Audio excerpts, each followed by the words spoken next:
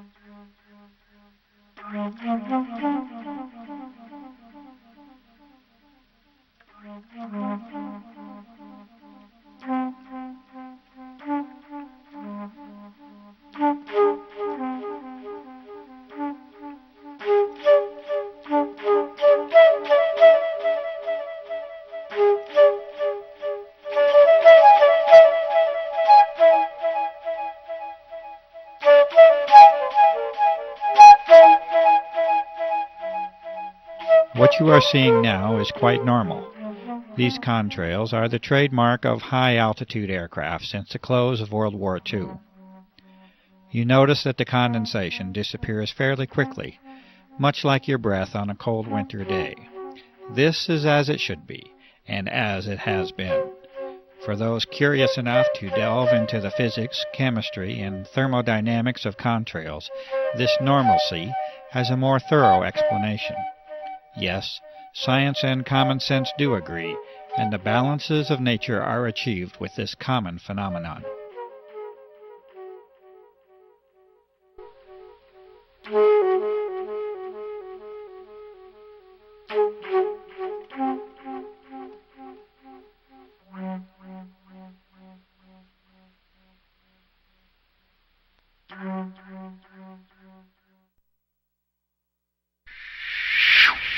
And now we must take a different turn, a turn to explore an unusual world that now surrounds us, and yet a world that many of us remain unaware of.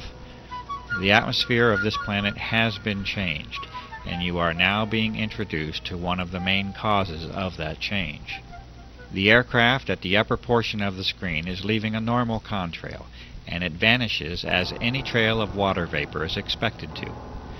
But beneath it you see an aircraft emission that is stationary, thick, continuous, and persistent, and it must eventually be concluded that it is not primarily water vapor. The environmental conditions for each trail are not exceptionally different from one another, and yet the result and impact from each trail is entirely different. The only logical way this can occur is if the trails themselves are very different from one another, and indeed they are. The majority of the footage that you are now seeing has been filmed in the high desert regions of New Mexico. This is an arid environment with very low humidity levels. It is, in fact, a classic region for conventional contrail formation. Contrails themselves can and do form easily in a low humidity environment. In the past, the passing of a short-lived contrail in the high, clear desert sky was an innocuous and frequent occurrence. Cold and dry conditions, exactly those conditions that are normally found in the upper atmosphere, are extremely favorable to contrail formation. The humidity levels of the upper atmosphere are actually relatively low, and is one of the very reasons that most clouds occur in the middle of the troposphere, being the lower portion of our atmosphere up to an altitude of approximately 7 miles or so. As this examination of our atmosphere continues, we will be now required to consider 4 types of events or phenomena. In addition to the customary existence of clouds and contrails, we must now consider a new entry, that of the aerosol. An aerosol is a solid particle in suspension, either in a liquid or a gas, and in this case we are considering the atmosphere as the gas to study. The aerosols will manifest in 2 primary forms, as an aerosol emission from aircraft and as an aggregate or collection of aerosols in the atmosphere. A suitable term for this collection of aerosols is an aerosol bank. It is known now that the persistent trails that form the subject of this film are primarily solid in nature and origin, and that they are not predominantly water vapor. A brief explanation of cloud formation will help us to understand why this is so. Clouds, that is, normal clouds, require 2 fundamental elements to form, particles and moisture. Clouds are not suited to form in especially clean air. They require particulate matter, called condensation nuclei, that act as a base for water vapor to adhere to. The size of these nuclei, for the process to be effective, must be extremely small. The size of these nuclei are on the order of submicron. For comparison, a human hair is 60 to 100 microns thick, and an asbestos fiber is a couple of microns in thickness. The other essential component for normal clouds to form is a minimum level of humidity. From numerous sources, this minimum is on the order of 70% relative humidity. Notice that the requirements for cloud formation and contrail formation are already entirely different from one another. This is because they are entirely different phenomena based upon entirely different physical principles. Contrails can and should form readily in clean, cold, and dry air. Normal clouds, on the other hand, require higher moisture levels and a particulate or aerosol base from which to develop. The radical transformation of our sky as a direct result of aircraft activity now forces us to address an entirely new set of conditions. Aircraft are now repeatedly dispersing materials into the upper atmosphere at flight altitude, roughly from 35,000 to 40,000 feet. These materials expand rather than evaporate, and they usually transform into an unsightful haze that over the recent years has decreased our general visibility down to ground levels. One of the remarkable facts is that this commonly now occurs at very low levels of relative humidity, on the order of 30 to 40%, instead of the 70% or greater that is associated with cloud formation. And so we know now that these are not clouds in any conventional sense. They are indeed a unique and artificial creation that now crosses new thresholds in the atmospheric and geophysical sciences. There is one way that such a transformation can be made, and that is with the introduction of vast quantities of an extremely small, water-loving metallic salt at flight altitude. This transformation cannot be achieved with water vapor alone, and the emissions under examination are indeed not water vapor. They are solid, and they are well entrenched into your air supply. These important conclusions are at the very heart of the aerosol operations that are being disclosed here. These changes in the very atmosphere that we breathe have a fundamental impact upon the life of this planet, and these aerosol operations have many potential applications that reduce the sanctity of that life. These operations are being conducted. They are being conducted without your participation or your informed consent. They are affecting your life, the lives of those you know and love, and the very life of the planet itself.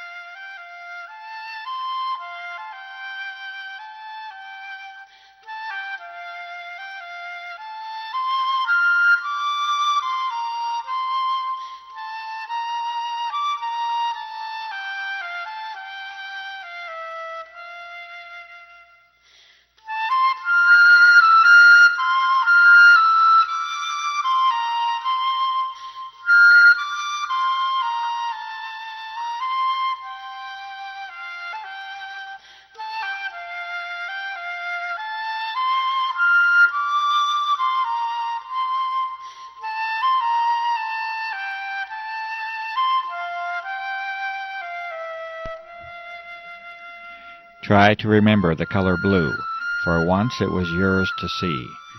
The blue sky is your birthright and a source for joy, and it remains at the very core of our existence.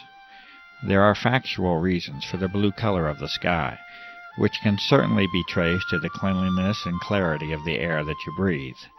But please do not lose the wonder of the sky itself, the magic and emotions that you have once shared with the earth in all of its glory.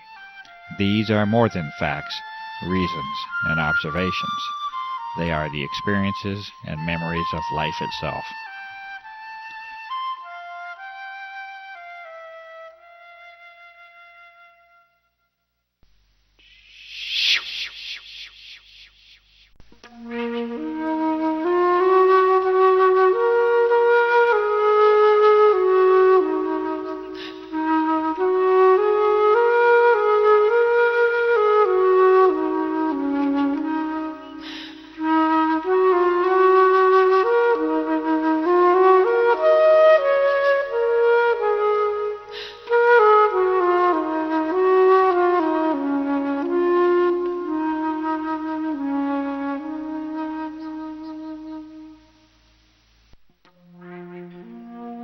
You can no longer see blue now, at least not in the same way that many of us know and remember.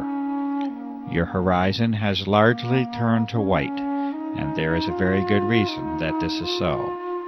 These fine, solid materials, or aerosols, are now in your way, and you will see clearly no more. The source and origin of these aerosols is now abundantly clear, and the aircraft operations have now made their mark upon this planet. It is a mark that you must now live with, and that you must now breathe, and that you must bear the consequences of.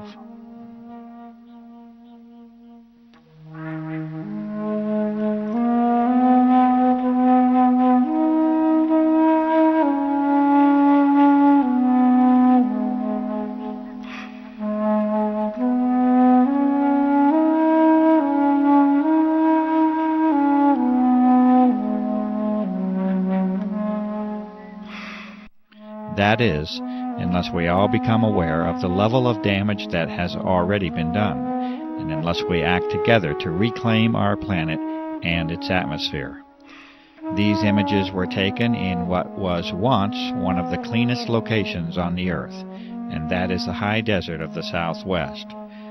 You may now see for yourself the daily reality of your existence, and it is a sad change that we have allowed to occur. Please, remember the color blue.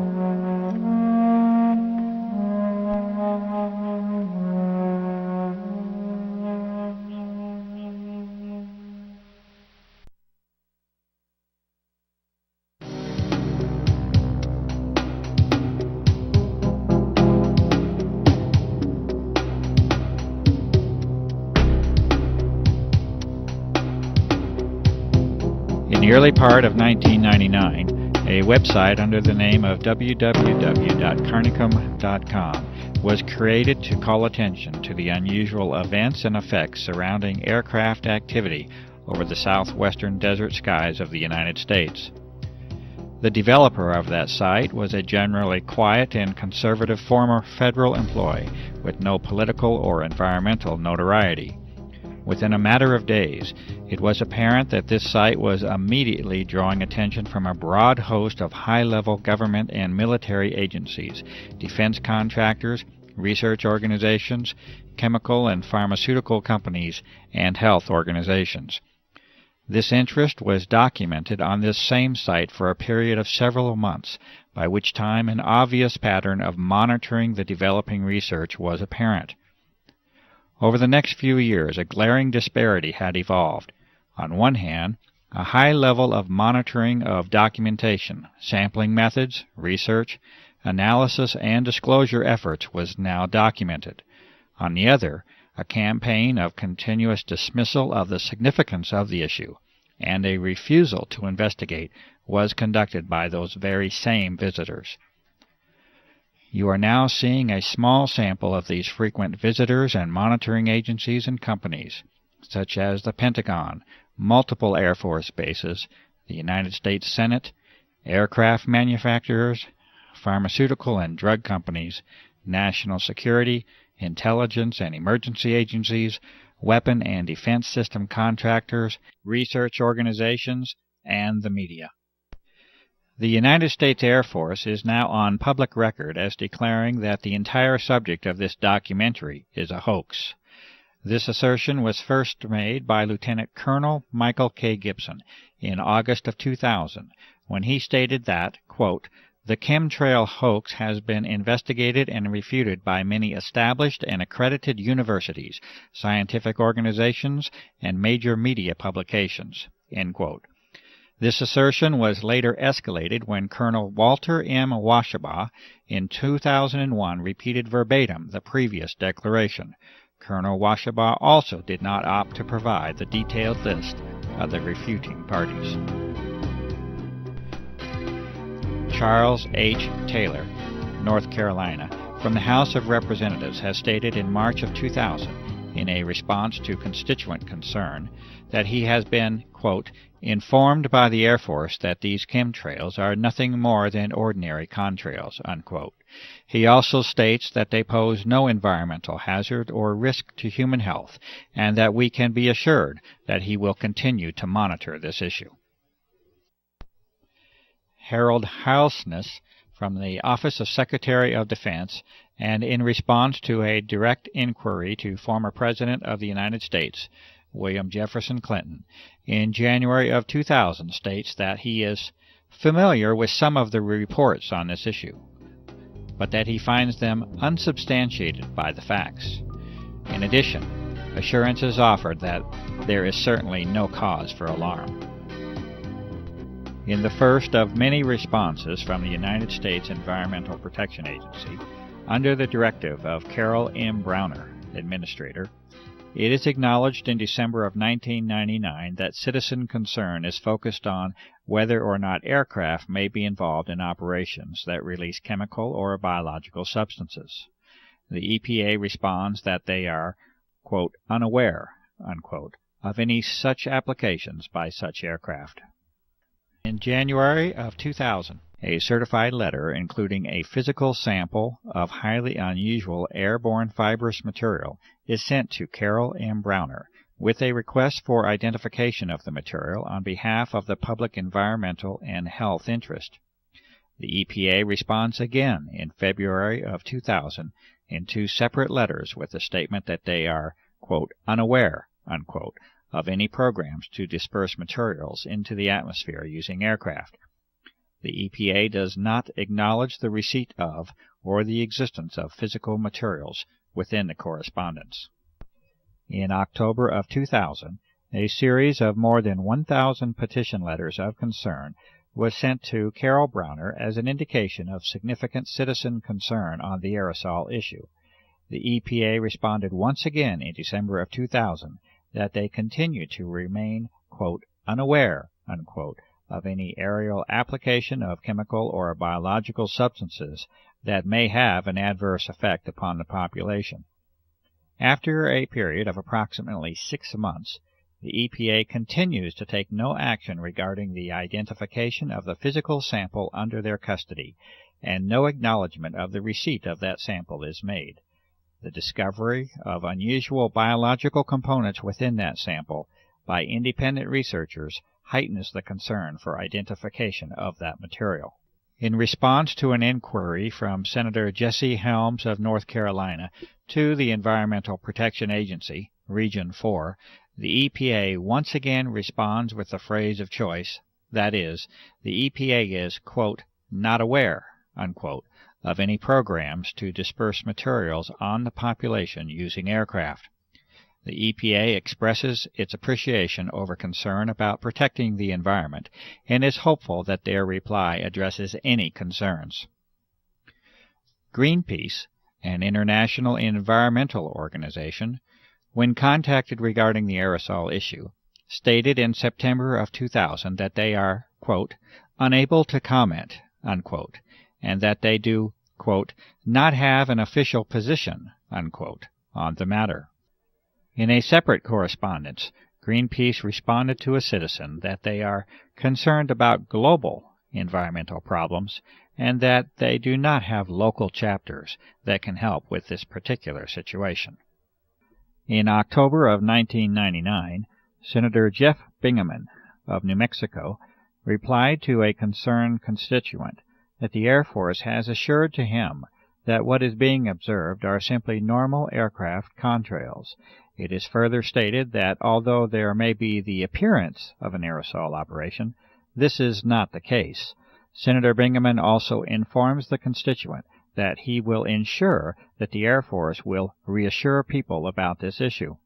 United States Senator Richard Lugar replies to a constituent in July of 2000 that what is being observed is simply a normal contrail, as has been seen since the close of World War II. Furthermore, Senator Lugar states that the FAA, NOAA, the EPA, and academic professors have examined the claims only to find out that they have been made by disreputable sources and that upon challenge provide no evidence or data. Representative Mike Thompson of California replies in April of 2000 to a concerned individual that what is being reported and observed is simply a normal consequence of aircraft traffic and that there is no environmental hazard or risk to health. The State of New Mexico Environment Department in September of 1999 acknowledges a number of complaints received regarding aircraft activities over the skies of Santa Fe, New Mexico. The Environment Department declares that the, quote, data, unquote, does not suggest that any illegal or clandestine activity is occurring.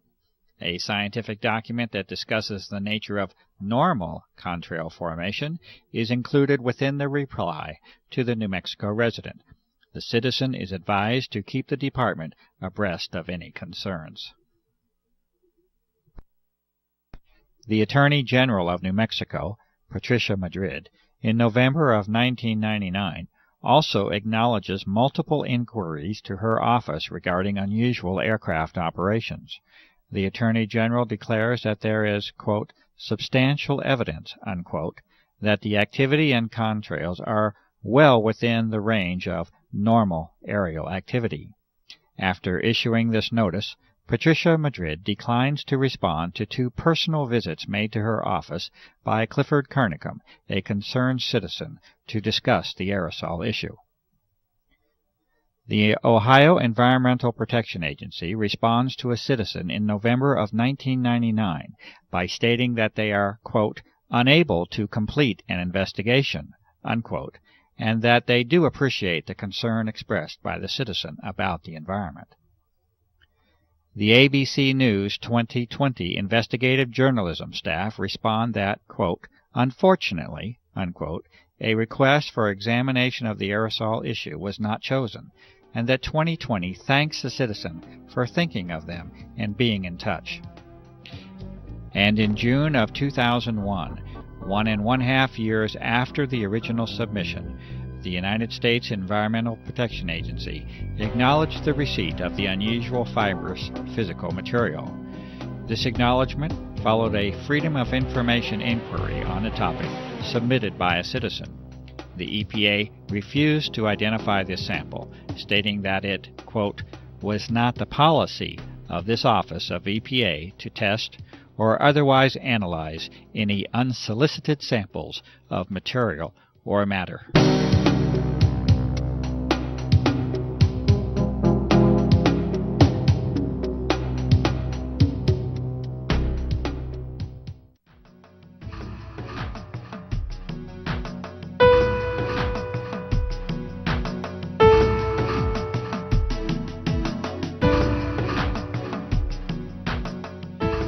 Since the beginning of 1999, a series of more than 36 scientific, physical, observational, and analytic methods have been used to examine the dramatic alteration of the atmosphere that has taken place.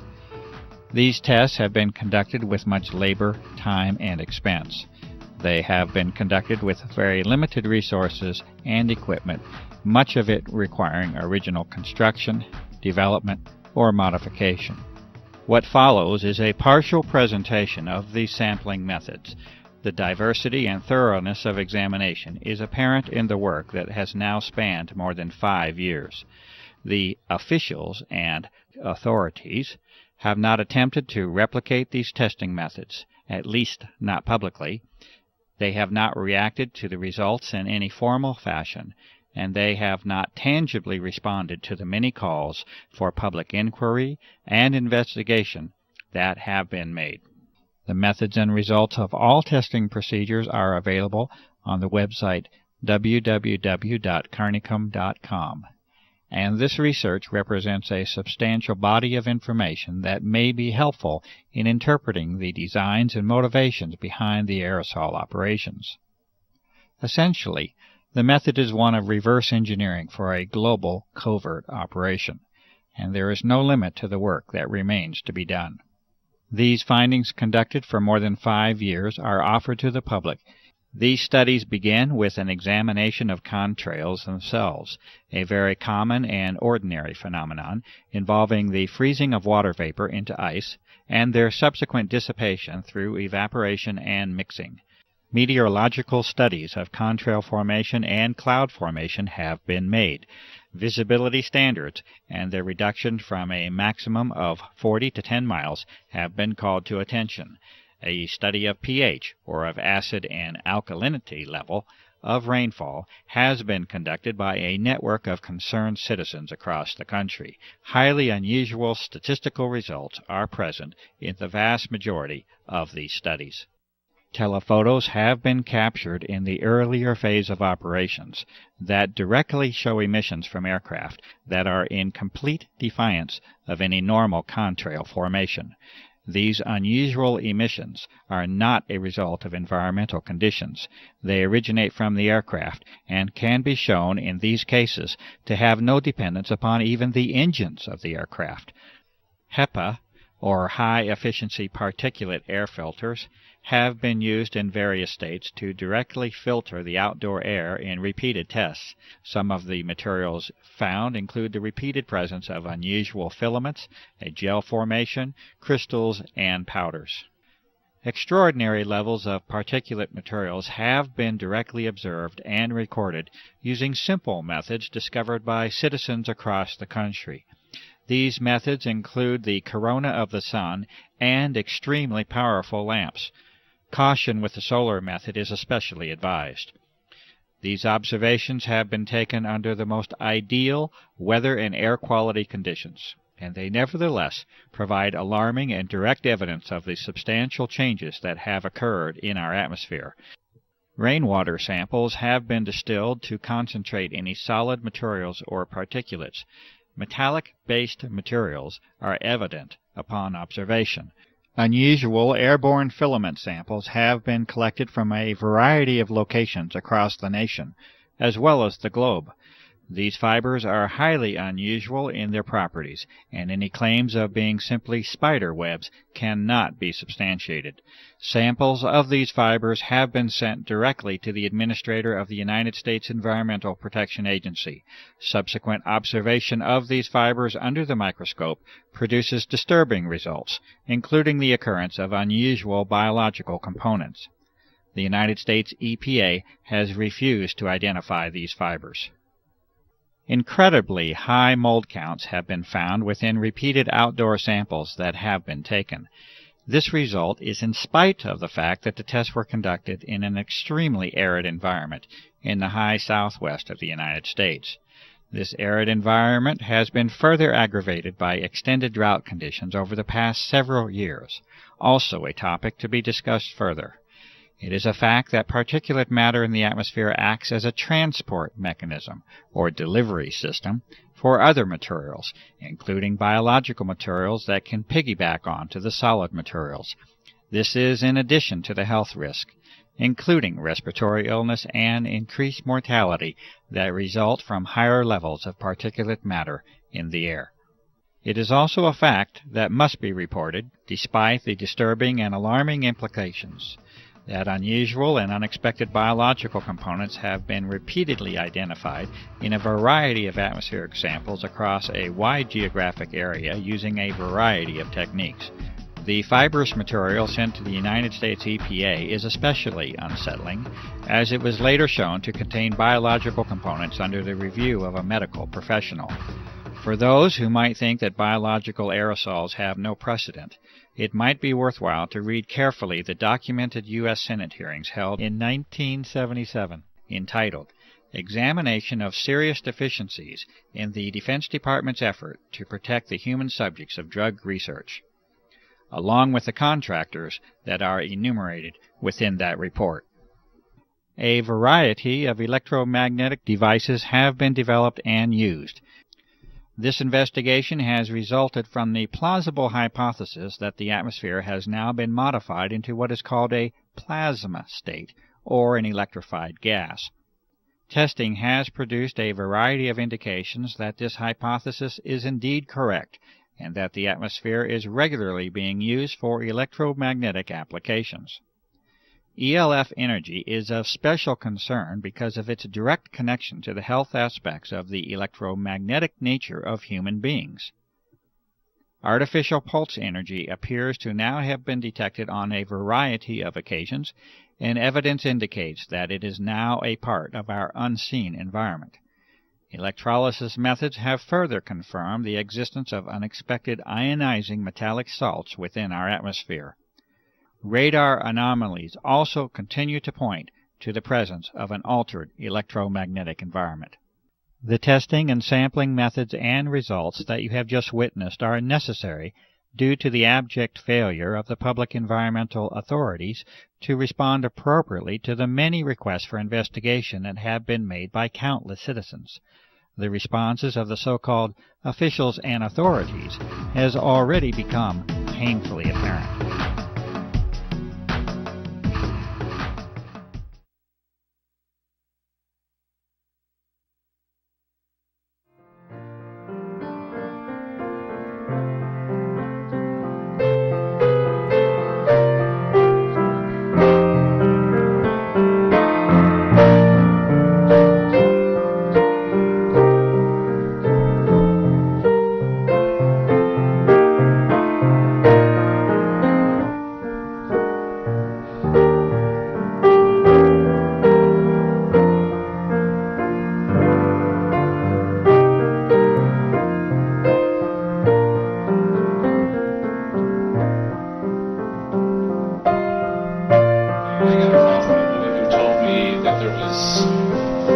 jet spraying stuff in the air. I went outside, I looked out, it was in the morning, and lo and behold, there was, what I thought were contrails, numerous jets spraying, probably 4 or 5 jets.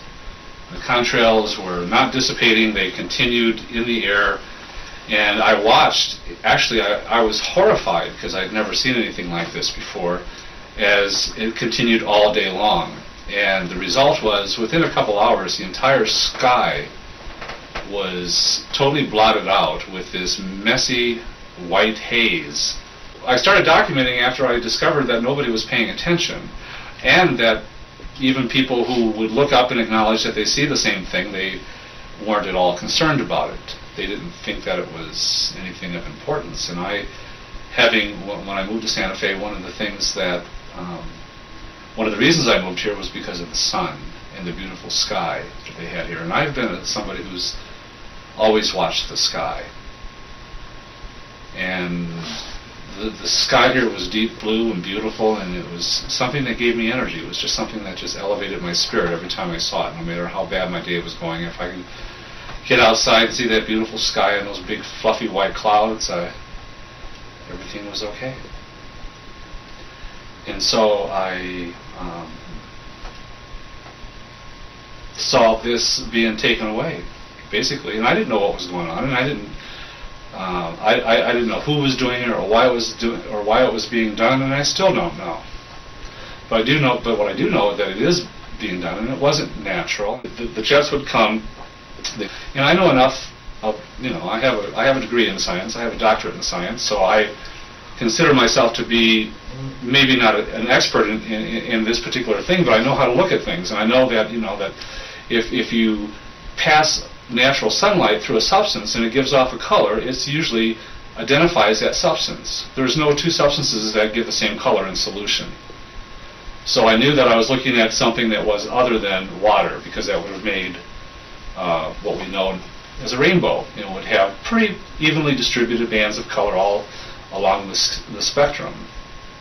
Well, because I was trying to convince people that it was actually happening and it wasn't normal, I began to try to see things that I could point out to the sky while I was with them to say, well, look at this. How do you explain this? And I learned a little bit about meteorology and the atmospheric conditions necessary for even a contrail to form and persist, much less ones that just dissipate, and found that there were no laws of physics that supported this activity, or the explanation of this activity, as a normal water vapor or frozen vapor trail.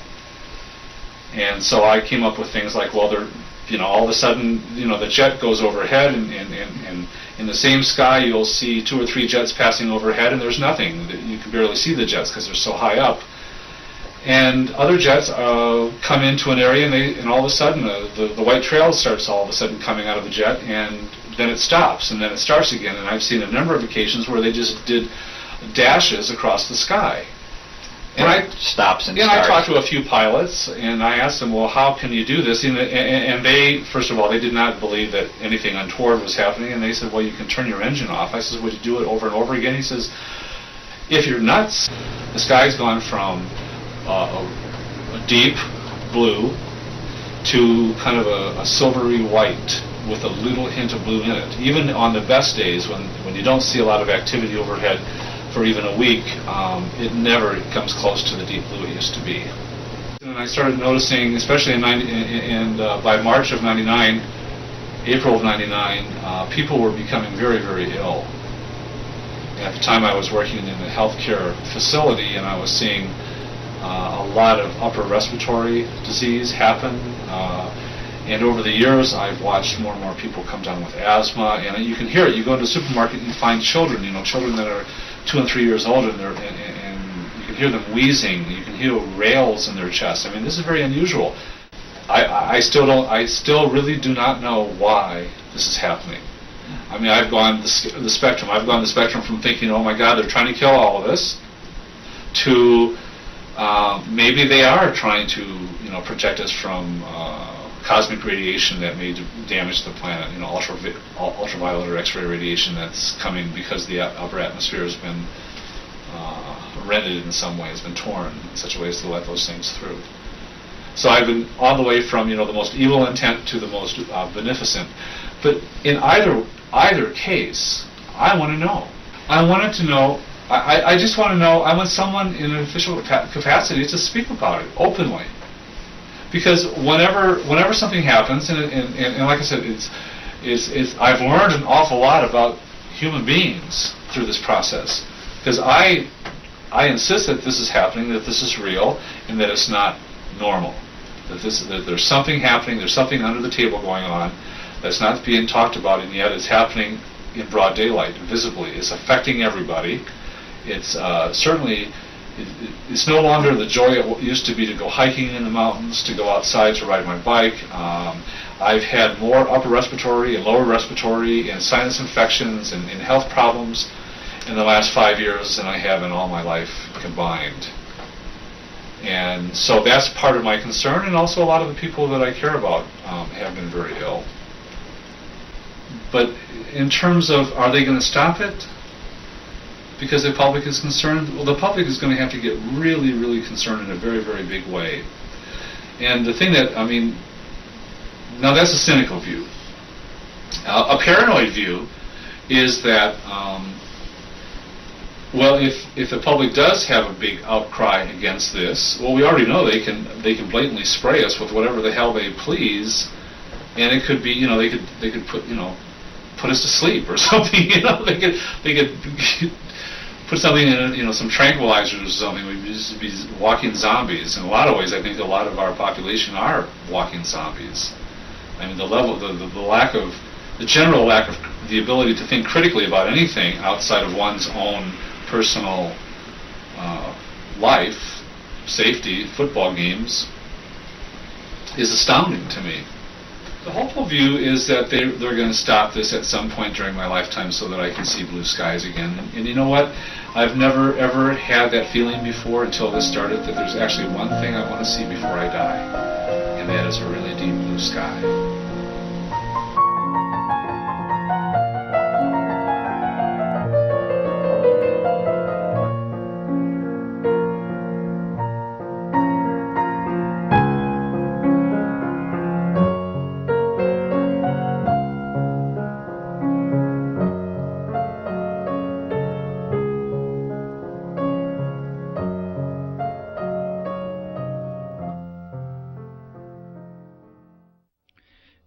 The following is a transcribed interview between Clifford E. Carnicom and Gwen Scott, naturopathic doctor and former CNN broadcaster, recorded in February of 2004. Question: when did you become aware? When did you find out? How did you find out about the existence of these operations, and whether they are real or not? Response: well, it's interesting, because I realized that if I had been any place else on the planet, I might not have noticed. And so I am wondering how I ended up in the catbird seat to actually observe this operations. As you know, I live in a very rural area, and when I first moved here, the air was pristine. We had deep, deep blue, azure skies, thousands of stars literally at night. Probably one of the least polluted air supplies in this United States, because New Mexico is a very rural state, very few people, very little industry. It's one of the things that drew me here. So here I was sitting, reading in front of a 5-foot by 5-foot bay window one day, and I see these jets. I assume they're jets. They're high and they're going fast, and they're not leaving the little 2-inch things that I'm used to seeing. They're leaving those huge plumes through the sky that spread out, and by 3 or 4 in the afternoon, it's foggy. It's so thick I can't see the mountain range. I can't see anything. And it's been continuous and ongoing ever since, to the degree now that the skies are so degraded that we never see deep blue skies anymore. Stars at night are hard to find. Everybody is getting accustomed to the pale blue, often white skies that we live with. But I see them going over, and I've taken hundreds of photographs showing this is not your normal contrail that should dissipate. Question: you notice a distinct change then from the 1990 era? Response: distinct is not the word. Dramatic, devastating, you can pick out any adjective you want. It is dramatically changed, the atmosphere. Dramatically. Yes, extremely distinct. Question: you live on Native American Indian land here. What is the sense of and the reaction of the Native American community to what is occurring? Well, it's interesting. I figured if anybody would pick up on it, it would be the Native Americans. And so I immediately went to friends of mine in the community and said, "Have you guys noticed?" And they are like, "Oh yes, we know absolutely what is going on." In fact, all 13 of the Pueblo governors had a meeting in secret to discuss it, what they would do. Would they come out and protest it openly? What would they do? And after this meeting they determined the following things. No, they would not. That it was just another dumb thing the white guy was doing, and at that point I don't think they understood the true significance. But now I think they do. But more importantly, that people wouldn't believe them. Or if they did believe them, would think it was only happening in this very confined space, and it really didn't affect them, and they were concerned for the gaming, that people wouldn't come to the casinos and things because they would think that just this area was experiencing it. So they voted unanimously to not say anything. Question. So even the Native American community did not show the level of independence or the level of assertiveness to make this an issue? Response. It was heartbreaking to me. But they're a little more philosophical, too. One of the medicine people that's a friend said to me, "You know, this has been prophesized. We call it the death winds. We always thought that it would be nuclear fallout. But maybe this is the death winds." They have a very skeptical view anyway of what the white man's intentions are. Comment. And with good cause. Response. And with good cause, and with history behind it. So, and they've also lost every battle, basically, they have fought that way. But I think as more and more of them get sick, and they are, there is maybe a wider awakening that this is really, really serious. Question. You have a background in the world of journalism, and specifically broadcast journalism. Can you talk a little bit about that background? And also the relationship of the media to what is occurring, what has failed, what has worked, any efforts that you have made to motivate the media to involve themselves in this, to cover this issue. Response. Yes, well, you and I are friends now, so you know that I was in broadcasting for 30 years.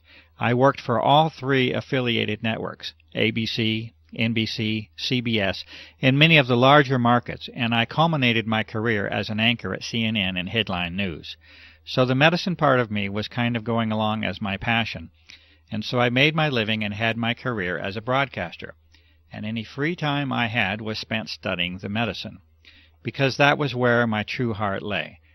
So I have over the years a lot of really good contacts in some pretty high places in the media. But I would imagine pretty much everybody watching this will know there has been dramatic changes in the media. Who owns the media? The quality of human now being attracted into the media. In other words, why are they there? When I started, it was mostly all print folk, and they kind of had to tell us, come on, clean up your act. This is visual. But people were coming from the old school of journalistic, afflict the comfortable, and comfort the afflicted. And you are the watchdog, and you go for that story, and you never accept the official version, and on and on and on. Most of the media and information we get now is owned by only 3 companies. When they deregulated, the FCC deregulated, they allowed these huge, like AOL, Time Warner, to gobble up.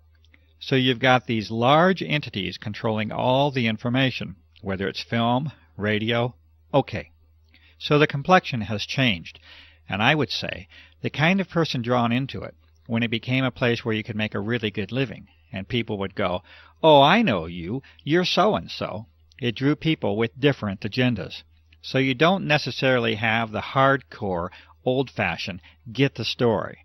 I don't care if my hair is a mess, I don't care if I'm dripping wet.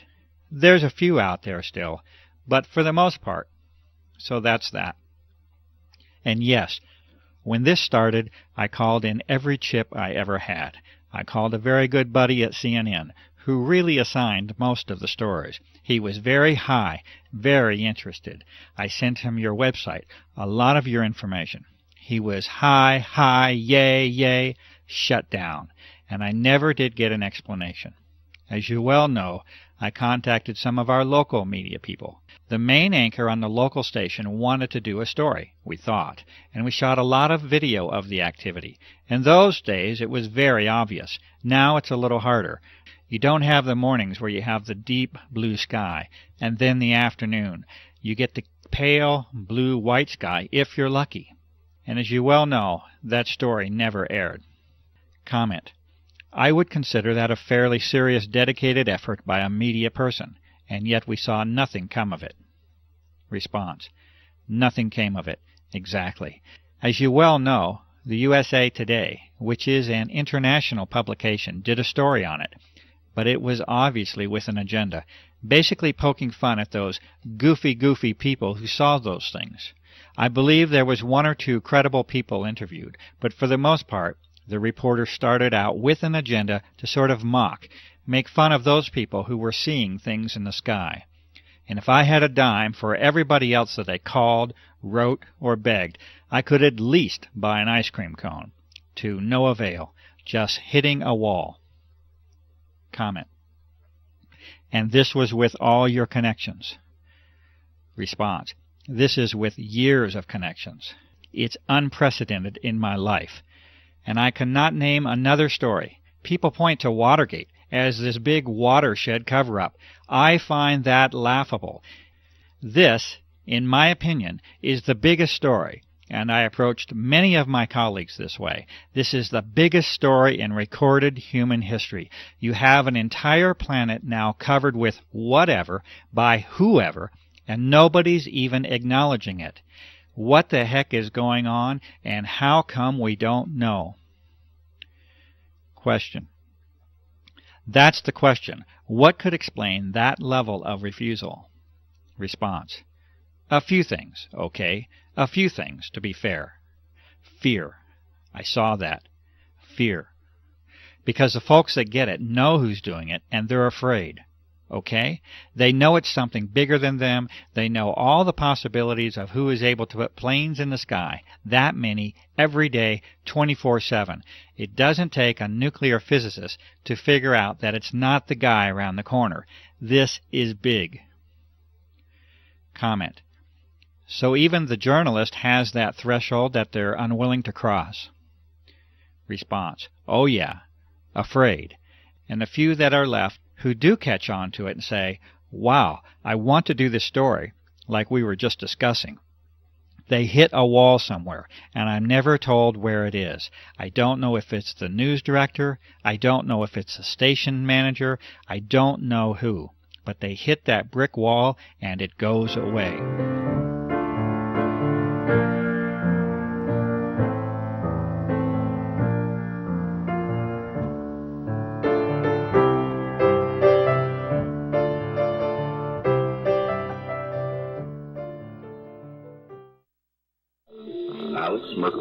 Mysteries of the Mind. It is the world that has been pulled over your eyes. As you know, I've been a pilot for over 40 years. I've been flying. I stopped counting my hours at 3,500 hours, which is a fair amount. I've owned 7 airplanes in my life. I have ratings all the way up to twin IFR. I am not jet rated, but, you know, everything else but. Today, Clifford, when all of a sudden you see these trails in the sky in the morning when you wake up, and by late morning, early afternoon, the sky is totally overcast. It is not natural.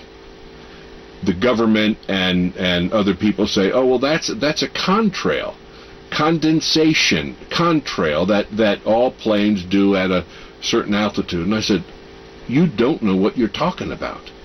Yes, there are contrails. Go back to World War II, we had contrails, but they didn't last. This was, you know, in those days it was condensation of moisture, and then it dissipates after, I don't know, maybe depending on the altitude, maybe a minute, maybe a little over a minute, but around a minute, and it's gone. These things last all day long, unless there's a strong wind and it blows out of the way. Now it's gotten so bad, and I talk to people, as you know, all over the world, and it's happening almost every country that I'm aware of in the world. We have listeners in at least 50 countries that we know of, and people are always reporting back. If we get into a discussion or times that you have been on the show before, people come back and just report incredible experiences. They have a lot of respiratory problems. They never had that before. People are having a lot of sinus problems. They've never had that before. And it's always after they have been inundated with some of these sprays. You also asked about, how do people feel about it? They are extremely concerned because there seems to be something that is happening that is affecting them physically and in some cases even emotionally and psychologically. So there is a drastic change in what is happening around us in 5 years, 5.5 years. And people have never seen this or experienced this before.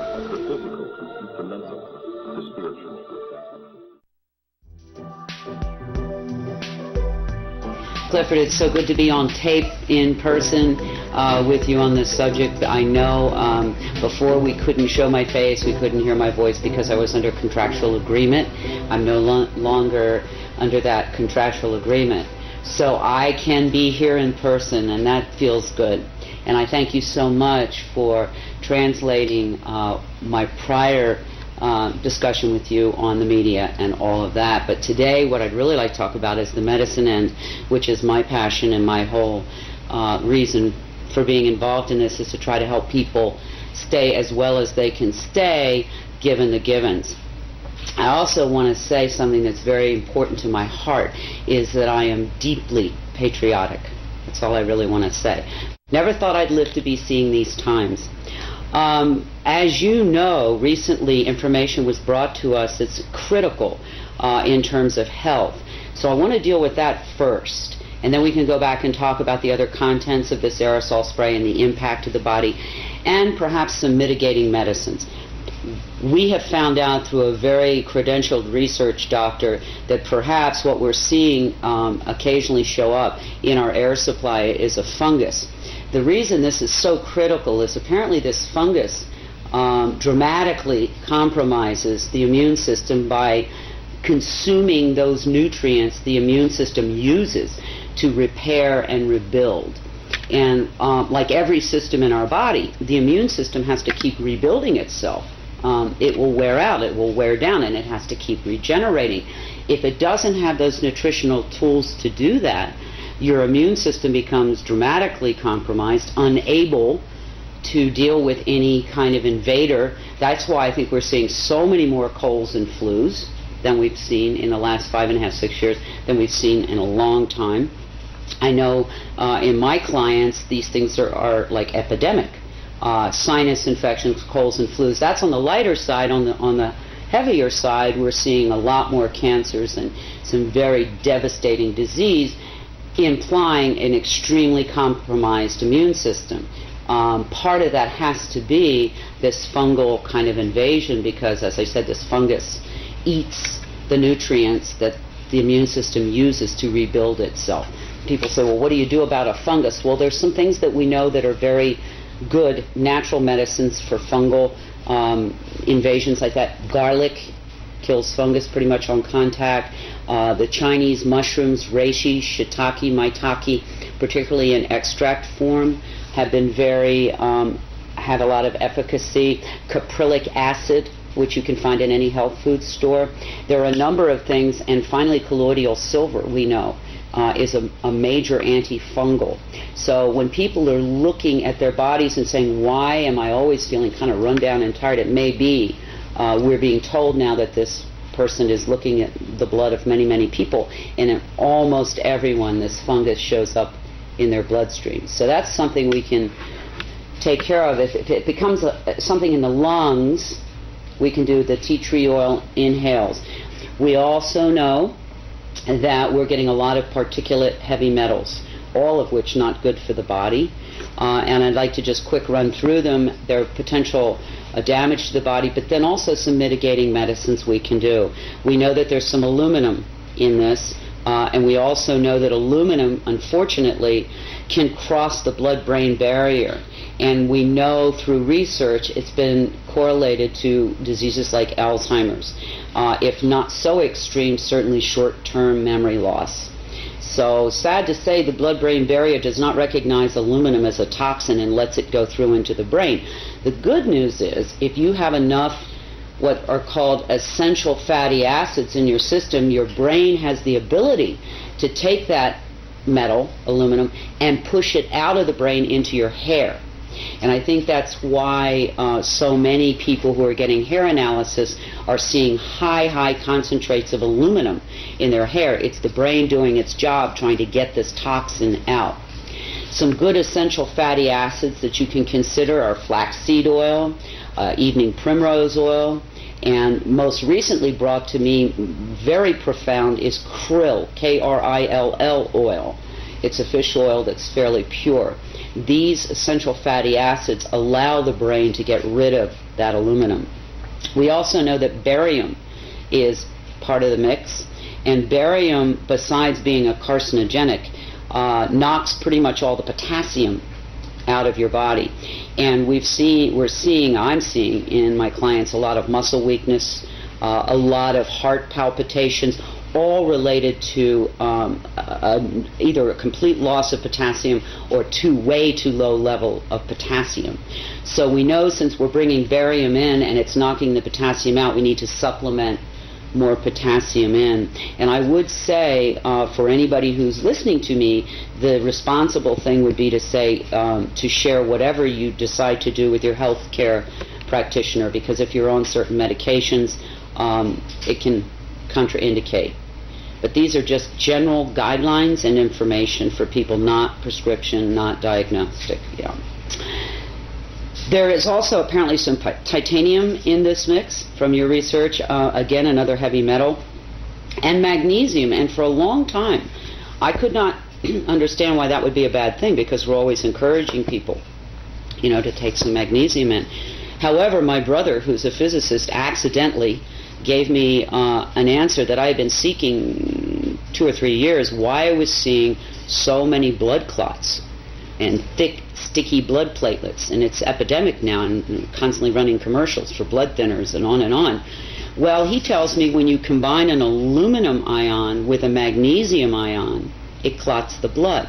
So we have both of those in this mix. My personal choice is ginger root for blood thinning. I take ginger root capsules every day. There's also an herb called ginkgo biloba that also thins the blood. But this is a very important cautionary. If anybody is on a pharmaceutical blood thinner, do not add in any of these other remedies, because you can get your blood so thin that if you cut yourself, your blood won't clot. So it's dangerous. So if you're on any pharmaceutical blood thinner, do not add in ginger root and ginkgo biloba and those kinds of things. But if you're not on a pharmaceutical, these are good natural things you may want to consider in terms of thinning the blood. And then there are I get this question all the time. People say, well, what can we do, to mitigate some of this? I mean, it's in every breath I take. That's something I think is hard for people to understand. This is not something previously I could say to people, please don't eat margarine. Please don't drink tap water. These things are not good for you. I cannot ask people not to breathe. But what I can say, there are things that you can do to mitigate the amounts of it that you're taking in. One thing that you well know I do is when I'm outdoors, I wear a mask. It's not comfortable. It looks silly. I get stares. But I have to tell you, since I've been doing that, I've noticed a big improvement in what kind of symptomology I've had to deal with. Also, there is a very good all-natural substance called diatomaceous clay that has the unique property of attracting heavy metals to it, then binding with them and allowing your body to then send it out through your bowel. In most health food stores, you can find it under the name of bentonite. You have to make sure, though, this diatomaceous clay that you're taking in is food grade, because they do have diatomaceous clay at the nurseries, and that's not pure. But if you go to your health store, or if you know somebody who has food grade diatomaceous clay, that is something I do daily to try to begin to remove these metals, because all heavy metals are detrimental to the system. Again, flaxseed oil, krill oil, the omega-369 oils, very important, particularly for brain function during these times. Potassium supplementation. And another epidemic is sinus infections, and that colloidal silver nasal spray I use, and I've had a lot of friends use it, and it's very effective with helping to clean up those sinus infections caused, I'm sure, by all these particulates. I don't know if you know, one of the top respiratory specialists in the United States was recently on the Today Show.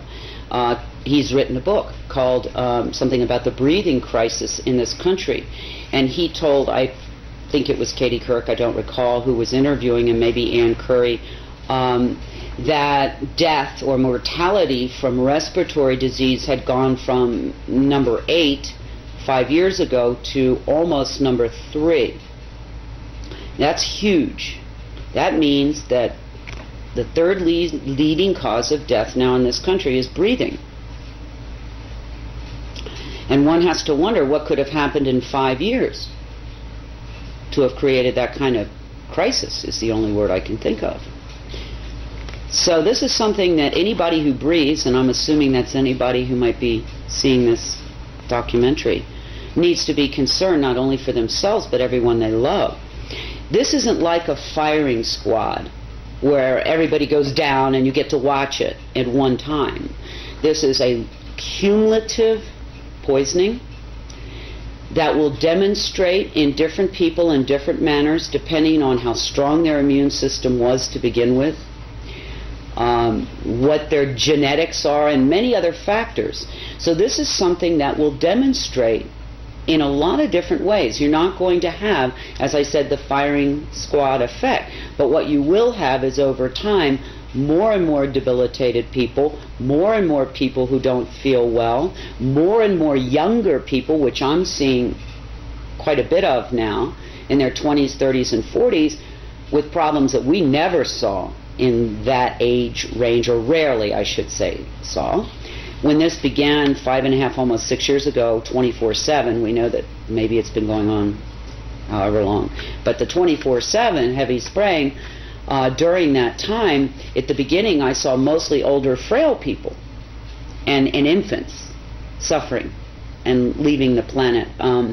But now it's coming down the old chronological scale here. So we're dealing with people, teenagers, 20s, 30s, 40s, 50s, with a lot of debilitating problems. And I know in Albuquerque alone, 5-6 years ago, 6 to 8% of the children were diagnosed as asthmatic.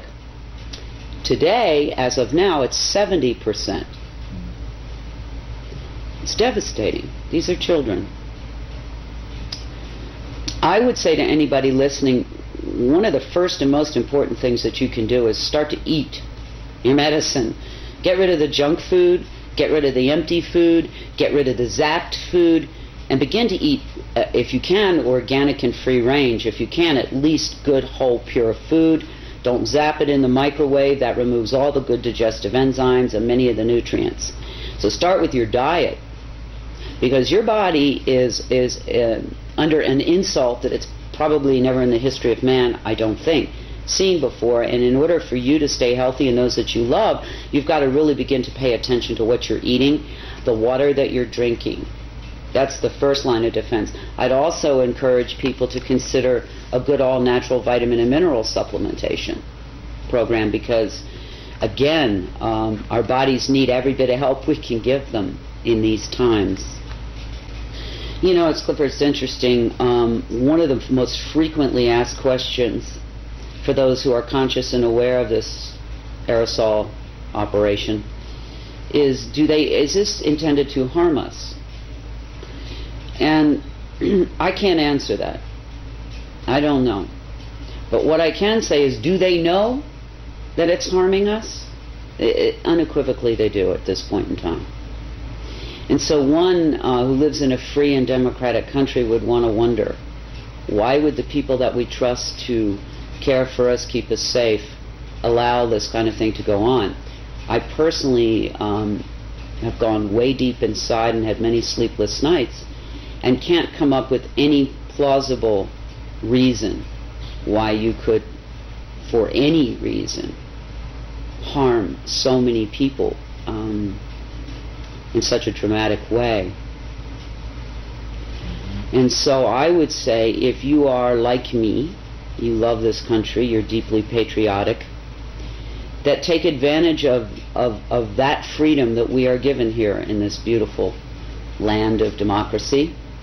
Make your voice heard, ask for an explanation, ask for a discussion, so that we can determine if this is something we want in our air supply.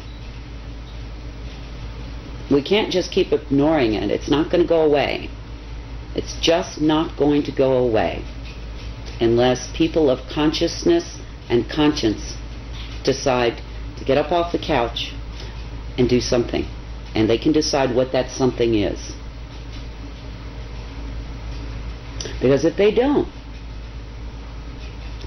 as they watch the people around them, and they look at their own health, and they see the deterioration, they're going to have to wonder at some point, well, gosh, why didn't I do something when I could?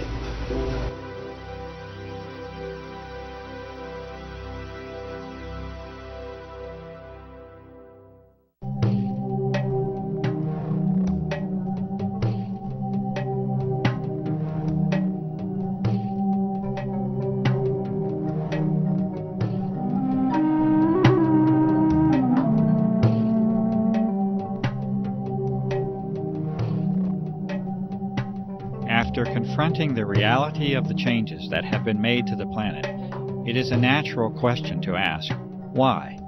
Why would anyone want to? And who would want to alter the very air that we all breathe? We may never know the true answers to these questions, as the evidence is now clear that the aerosol operations are a covert operation, an operation that is never to be openly discussed or disclosed using the traditional channels of a free and democratic society, an operation that will never ask for your consent or for your participation, and that will be conducted regardless of your concern. The answers, especially as to why, do not appear to be simple or restricted to a single purpose. The more that is understood about the nature and potential of the operations, the more complex the picture appears. What can be done, however, is to use the vast body of evidence that has been collected at a grassroots level to make interpretations that are at least consistent with this data. This has been done, and there are now 5 major areas of endeavor that are in agreement with the observations, data, and analysis that extends for more than 5 years.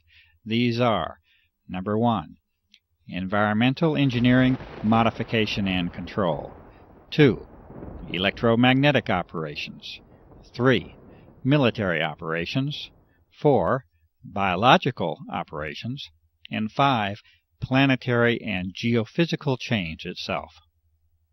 These areas are not mutually exclusive to one another. There is an overlap that can make it difficult to discern where one program may start and another end. It is quite possible that any, and indeed likely that many or all of these operations are being conducted concurrently.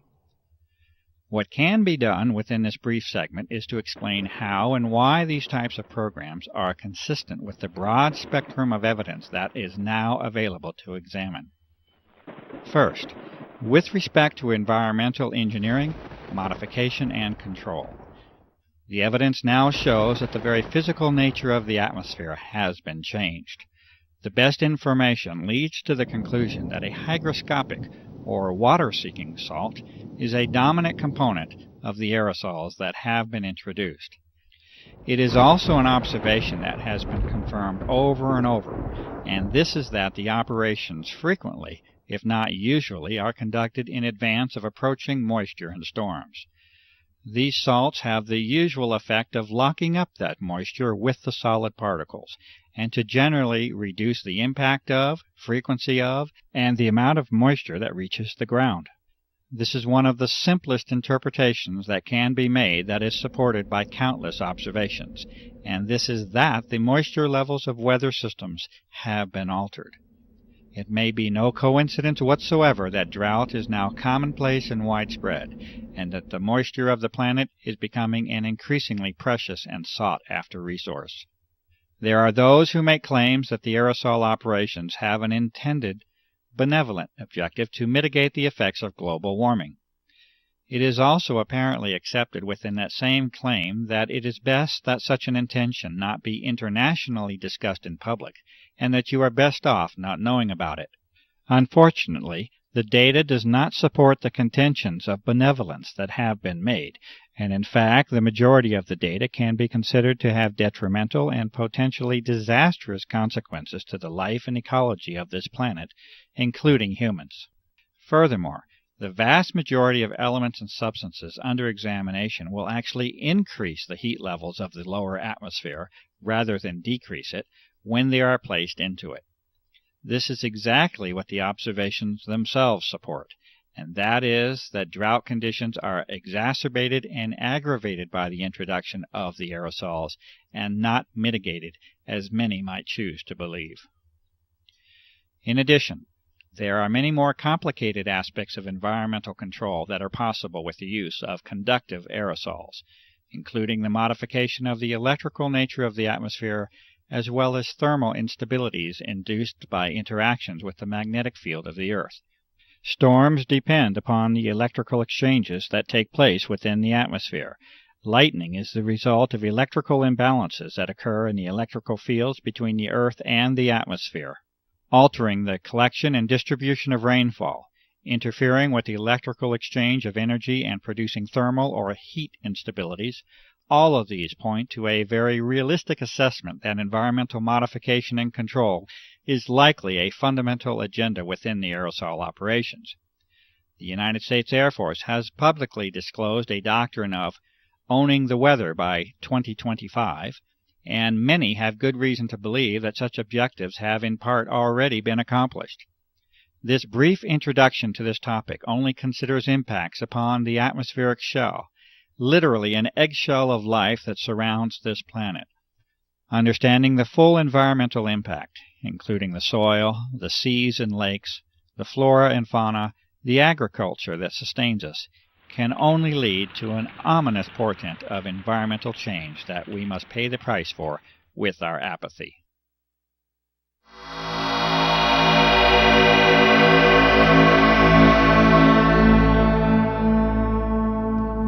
Not only are the moisture and heat characteristics of the atmosphere altered with the introduction of aerosols, but the electromagnetic properties have likely been changed as well.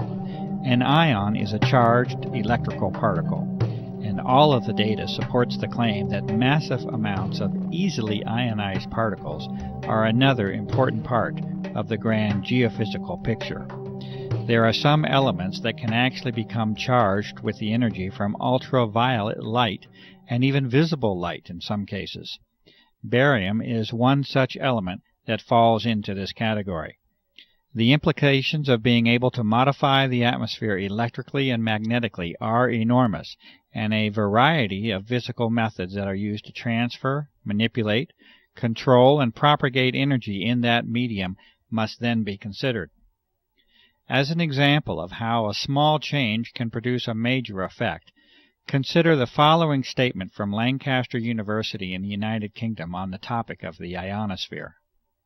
Quote, "Although less than 1% of the upper atmosphere becomes ionized, the charged particles make the gas electrically conducting, which completely changes its characteristics.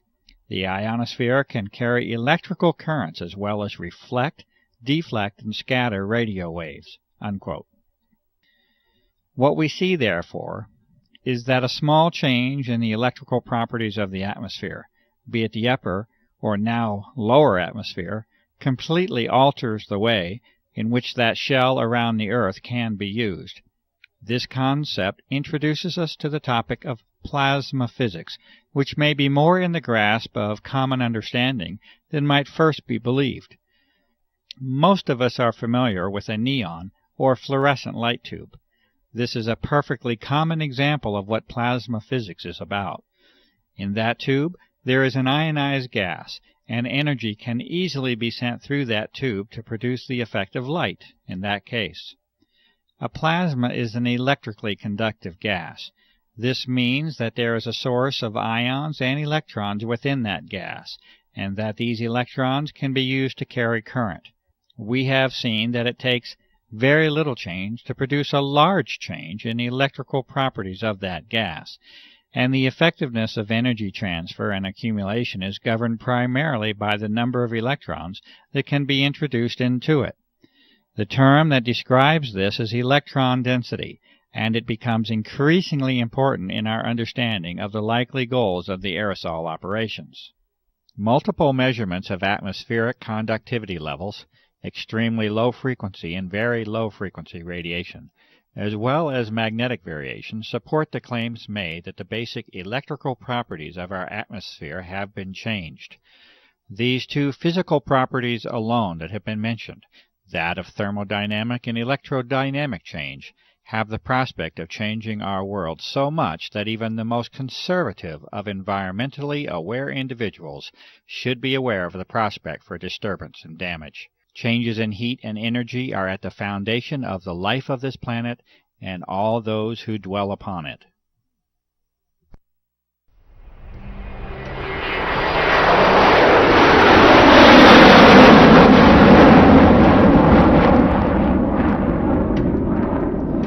It is a necessary, logical, and natural extension to our discussion of applications to include the almost inevitable role the military assumes within them.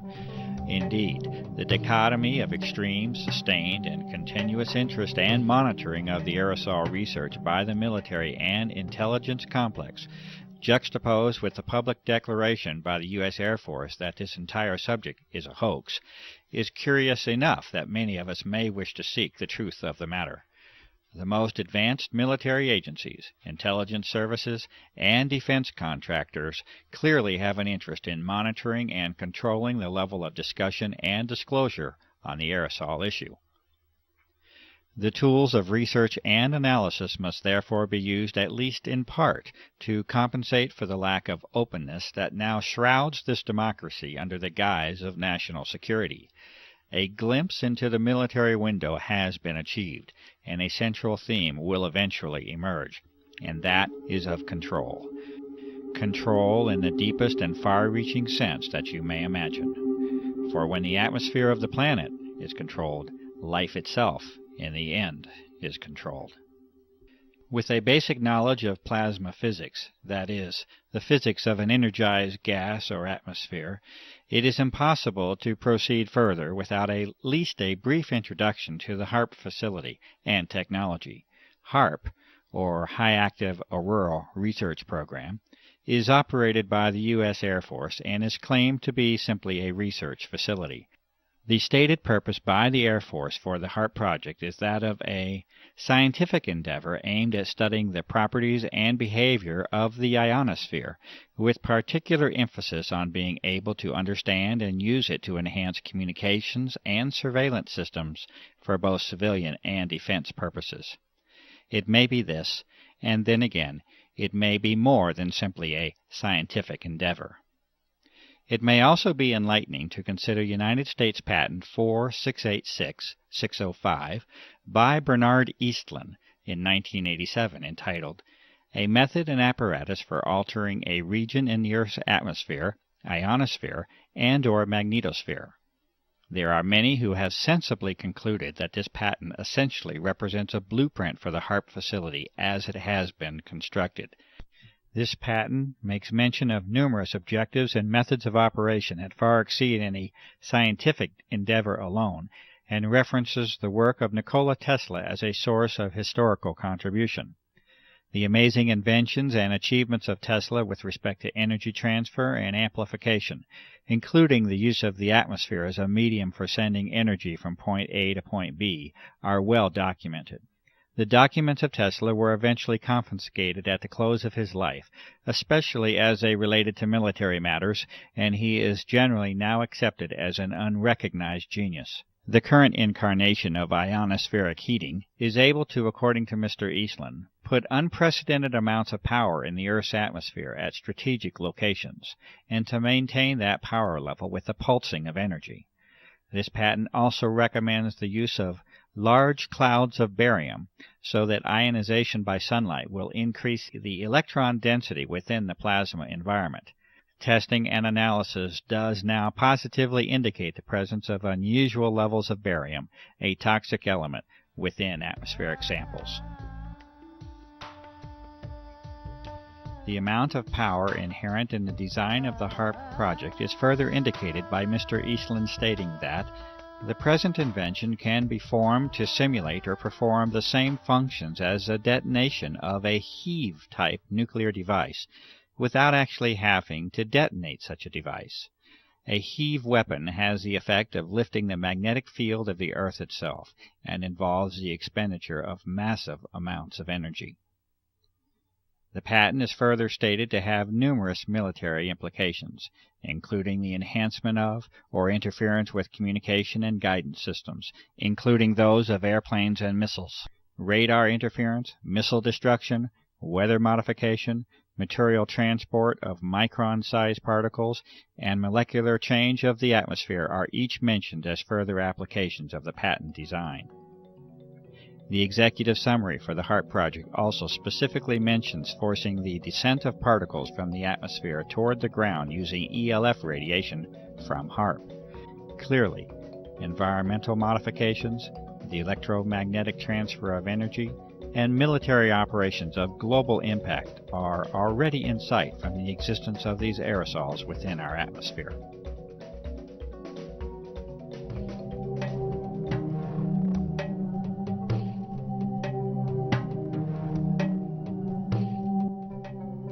In 1977, the United States Senate held hearings on the subject of biological testing by the Department of Defense on human subjects without their informed consent. In the opening statement, Senator Kennedy identifies the key issue of the hearings, the known use of Americans as unwitting human subjects for open-air germ warfare testing conducted in the public domain by officials of our own government. Furthermore, he poses the critical question, should a democratic people cede to its government the full responsibility of determining when secret tests on unwitting subjects are necessary to protect the nation's security? It appears that this key issue was never truly addressed, and that, almost 30 years later, this responsibility is no longer a question that is even being posed to the public. It is a fact, however unpleasant and distressing the consideration may be, that biological components have been repeatedly identified in a series of tests of atmospheric samples over a period of several years. The U.S. Environmental Protection Agency has refused to identify physical material that has been demonstrated to contain biologicals of this same form. These components appear to involve the use of desiccation, freeze-drying, and aerosol distribution methods, exactly the same methods itemized within the private contractor listings of the Senate hearings. Evidence further indicates that extremely advanced biotechnical methods are likely to be a part of the development and delivery process. To date, no professional or public medical professionals have attempted to duplicate the test methods and results, and the evidence continues to be provided only through independent citizen activism. Acknowledgement and response to this evidence by all public officials remains lacking. There is currently no prospect of government hearings on the aerosol issue, and the reality of the evidence continues to be denied by public officials.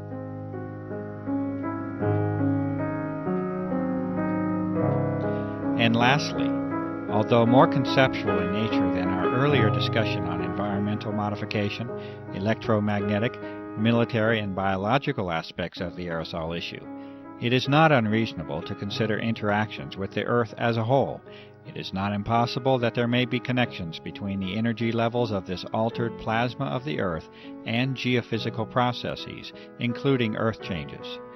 There has been increased attention in recent months by prestigious scientific organizations, mainstream media, and the Defense Department itself on dramatic Earth changes that are foreseen in the not-too-distant future. These discussions center on major climatic change and geophysical field changes, such as the magnetic field. Under disclosure is the likelihood that these changes occur much more rapidly than was previously supposed. It is at least a theoretical reality that a plasma sheath around the Earth can accumulate energy. This originates from the combination of increased electron density and low-frequency energy propagation. There are many questions that can be asked as to how and if this energy can be harnessed to affect the Earth. The many abnormal Earth changes already on the record during the recent years certainly offer a motive for examining the energy transfer between the Earth and the now altered atmosphere.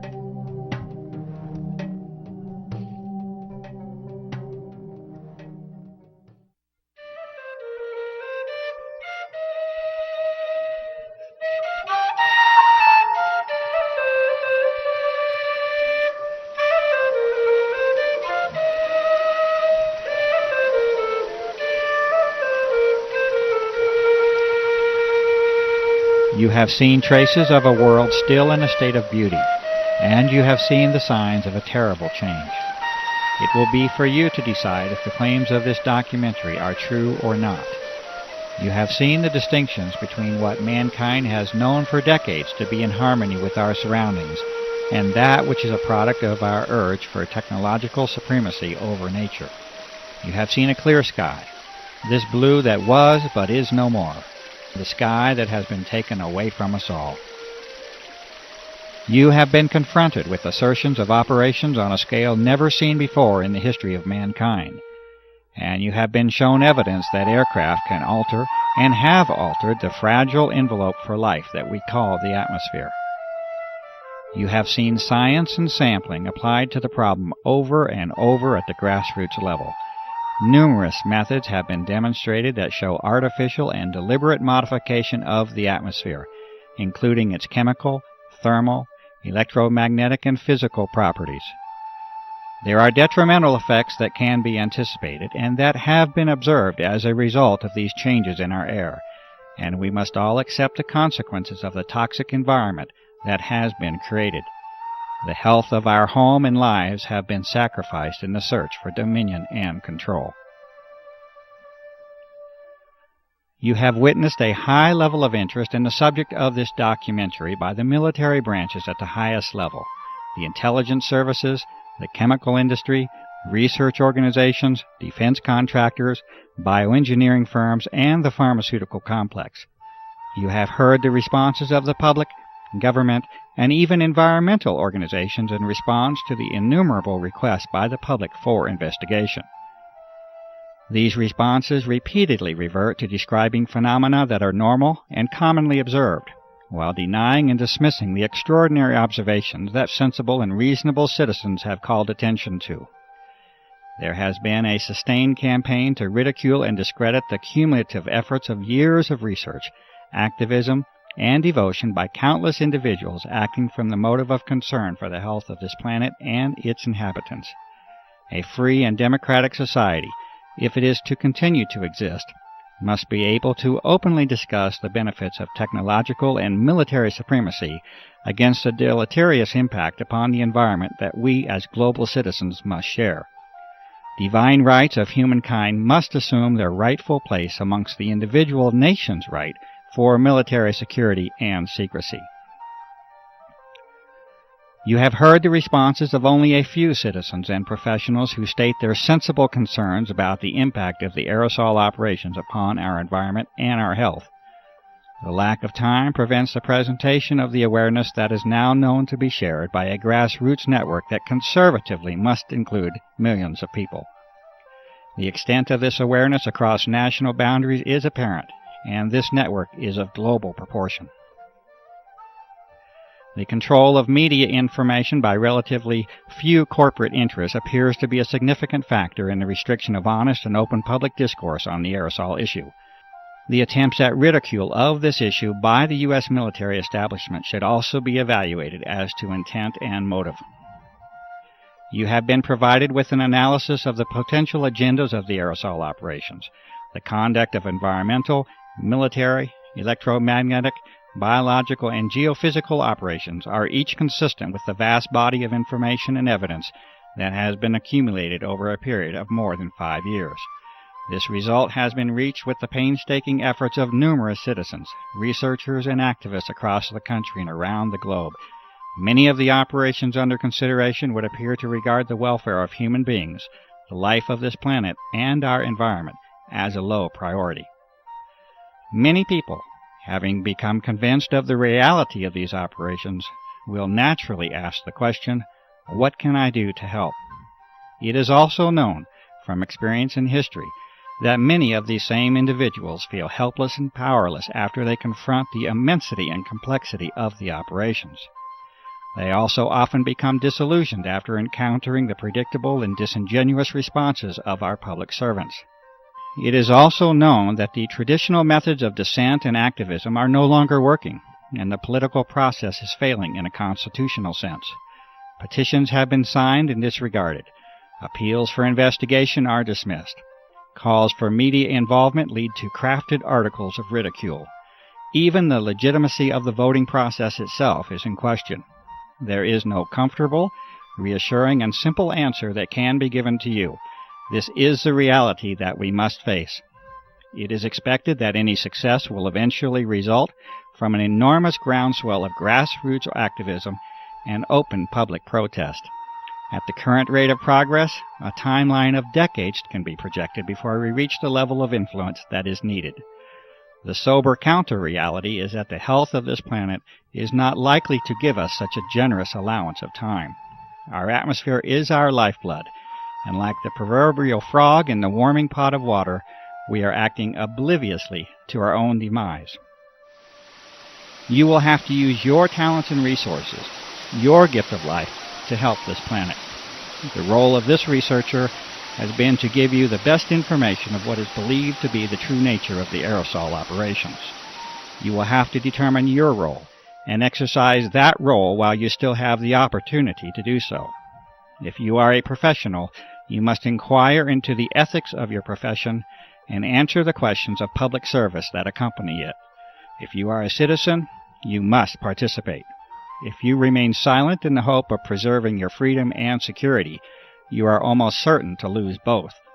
The doctor, the journalist, the scientist, the lawyer, the politician, the environmentalist, the activist, the author, the filmmaker, the fundraiser, the organizer. You must all assume your roles openly, publicly, and quickly to offer any real hope for our survival. I make this appeal to you. This documentary is a not-for-profit venture.